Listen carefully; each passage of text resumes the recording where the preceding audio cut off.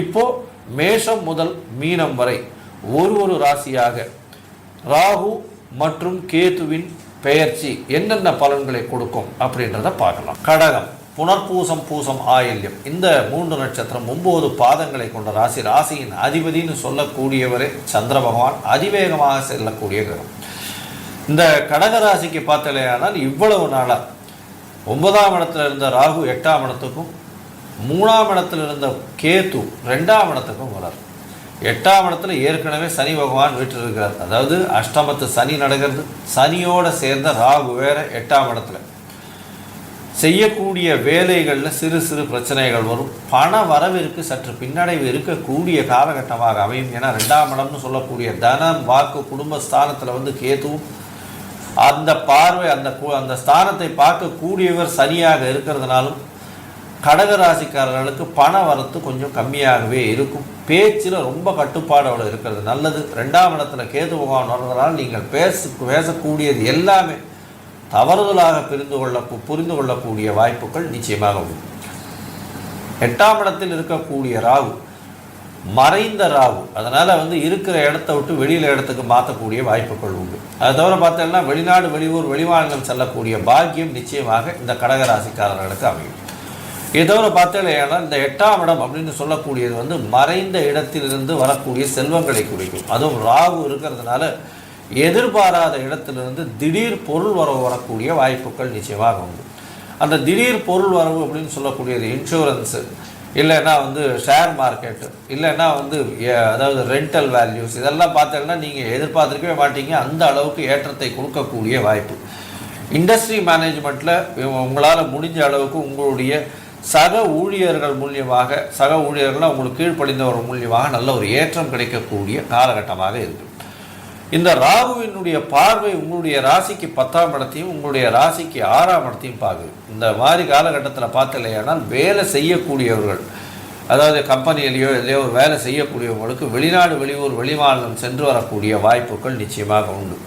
புதுசாக இந்த கம்யூனிகேஷன் லெவல்ஸில் இருக்கிறவங்க, ஐடி செக்மெண்ட்டில் இருக்கிறவங்க, அதை தவிர எண்ணெய் வித்துக்கள், இந்த மாதிரி வியாபாரத்தில் இருக்கிறவங்க, அதை தவிர பார்த்தீங்களா ஏன்னால் டெக்னாலஜி பேஸ்டு எந்த ஒரு விஷயமாக இருந்தாலும், நானோ டெக்னாலஜி, ஏஐ, இதெல்லாம் பார்த்தீங்கன்னா நல்ல ஒரு ஏற்றம் இருக்கக்கூடிய காலகட்டம்.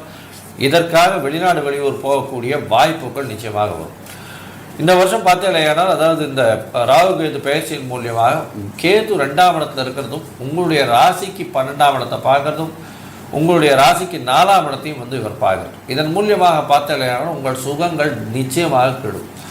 அது தவிர தூக்கங்களை கெடுக்கக்கூடிய வாய்ப்புகள் உண்டு. பேச்சில் ரொம்ப கவனமாக இருக்கிறது நல்லது. குடும்பத்தில் சிறு சிறு சலசலப்புகள் இருக்கக்கூடிய வாய்ப்பு. இதன் மூலியமாக கணவன் மனைவிக்குள்ளே சற்று பின்னடைவு இருக்கக்கூடும். இதை கொஞ்சம் பொறுமையாக இருந்து பார்த்துக்கிறது ரொம்பவும் நல்லது. இந்த ராகு கேத்துவின் பயிற்சியின் மூலியமாக கலைஞர்களுக்கு, அதாவது இந்த சின்னத்திரை, பெரிய திரை கலைஞர்கள், அரசியல்வாதிகள், தொழிலாளர்கள், இவர்களுக்கெல்லாம் என்னென்ன மாற்றங்கள், ஏற்றங்கள் வரும்னு நம்ம ஐயா அரியர் சர்மா ஐயா கிட்ட கேட்போம். ஐயா நல்லா அற்புதமாக சொன்னீங்க. கடகம் அப்படின்னாலே சந்திரன்.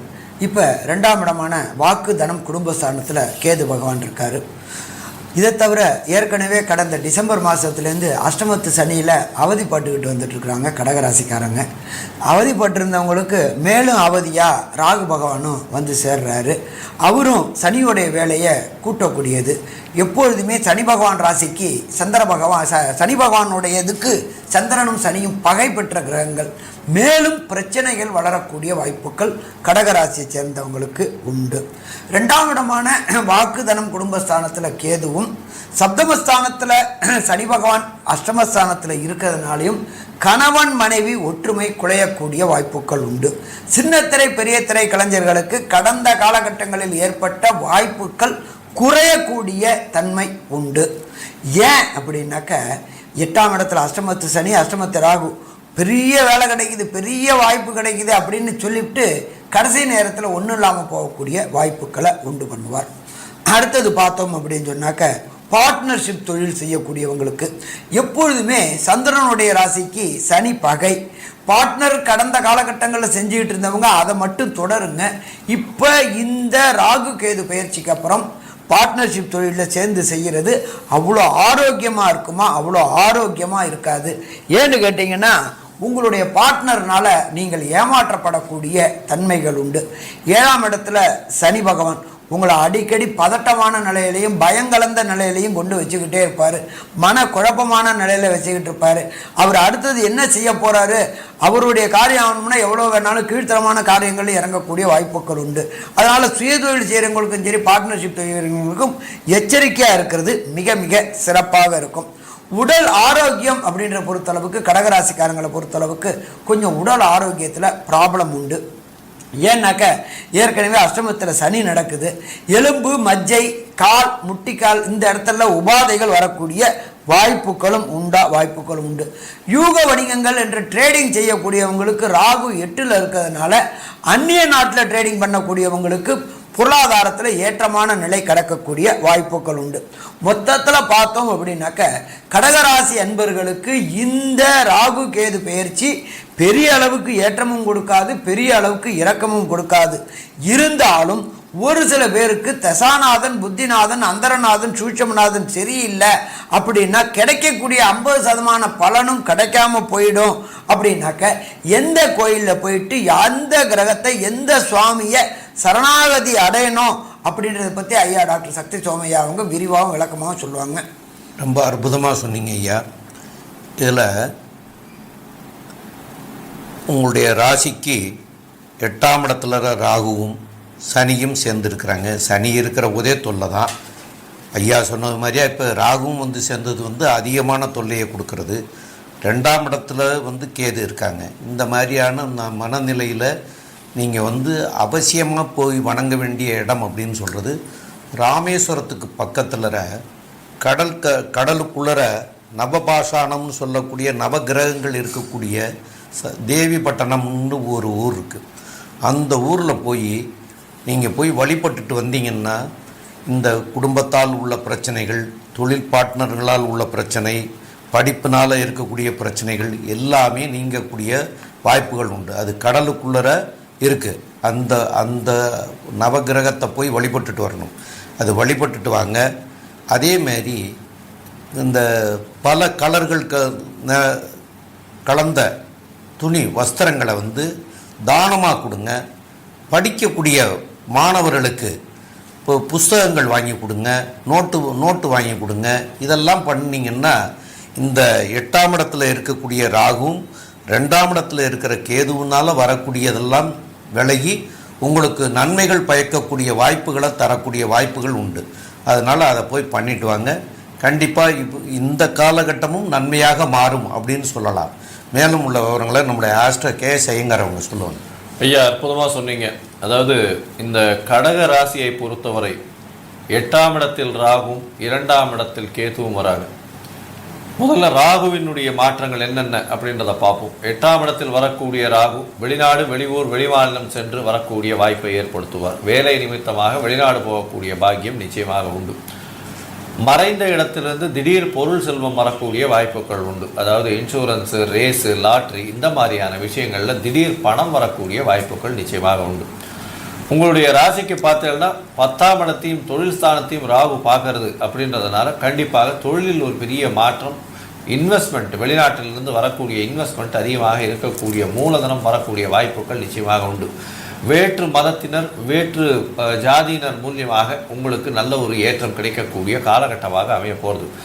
ராகு 8ஆம் இடத்தில் செல்வதனால சொந்த ஊர் கோவிலுக்கு போயிட்டு வாங்க. அதாவது உங்களுடைய குலதெய்வத்தை வழிபட்டுவாங்க. ஏன்னா மூதாதையர்களை குறிக்கக்கூடிய, அதுவும் தந்தையினுடைய வம்சாதிகள், அதாவது தந்தையின் தந்தை, தந்தையின் பாட்டனார், முப்பாட்டனார் அப்படி சொல்கிறோம் இல்லையா, அவங்கெல்லாம் எந்த கோவிலில் இது பண்ணிட்டு இருந்தாங்களோ அந்த கோவிலுக்கு ஒரு தடவையாவது ஊருக்கு போயிட்டு வாங்க. அது ஒரு நல்ல ஏற்றத்தையும் மாற்றத்தையும் உங்கள் வாழ்வில் நிச்சயமாக கொடுக்கும். சரி, கேதுவினுடைய மாற்றங்கள் என்ன அப்படின்னா 2ஆம் இடத்தில் இருக்கக்கூடிய கேது சிறு சிறு பிரச்சனைகளை கொடுக்கக்கூடிய வாய்ப்புகள் உண்டு. பேச்சில் கவனமாக இருப்பது ரொம்பவும் நல்லது. குடும்பத்தில் கணவன் மனைவிக்குள்ள சலசலப்பு இருக்கக்கூடிய வாய்ப்புகள் நிச்சயமாக இருக்கும். பணம் வர்றது பாதி தான் வரும். அதாவது ஒரு 100 ரூபா வரணும்னா அந்த இடத்துல 50 ரூபா தான் வரும். ஆனால் பணம் வரும், கவலைப்பட தேவையில்லை. அஷ்டமத்து சனி இருக்கே, பணம் வராமல் போயிருமானா பணம் வரும். எஞ்சிய சேவைகள், உங்களுக்கு உண்டான சேவைகளுக்கு மட்டுமே அந்த பணம் செலவழிக்கக்கூடிய வாய்ப்புகள் நிச்சயமாக உண்டு. படிக்கக்கூடிய குழந்தைகள், அதாவது இளம் படிப்பு, அதாவது 1ஆவதுலேருந்து 6ஆவது வரலும் படிக்கக்கூடிய குழந்தைகள் படிக்கிறதுல கொஞ்சம் ஜாகிரதையாக கான்சன்ட்ரேட் பண்ணி படிக்கிறது நல்லது. பேச்சில் வந்து ரொம்ப கவனமாக இருங்க. குழந்தைகளுக்கு, பிறந்த குழந்தைகளுக்கு பேச்சில் தொண்டை பேச்சு குரல் வளத்தில் வந்து பிரச்சனைகள் வரக்கூடிய வாய்ப்புகள் நிச்சயமாக இருக்குது. மொத்தத்தில் பார்த்தீங்களேன்னா இந்த கடகராசிக்காரர்களுக்கு 75 விழுக்காடு அவர்களுக்கு மாற்றம் இந்த ராகு கேத்து பயிற்சி மூலம் ஏற்படும் அப்படின்னு சக்தி ஜோதிட குழு சொல்லுது. நன்றி, நமஸ்காரம். Astro KS Iyengar YouTube channel பார்த்தமைக்கு நன்றிகள். மேலும் இது போன்ற ஆன்மீக ஜோதிஷ தகவல்கள் உங்களை வந்து அடைய Astro KS Iyengar YouTube channel subscribe செய்யவும், பெல் ஐக்கானை மறக்காமல் அழுத்தவும். நன்றி, வணக்கம்.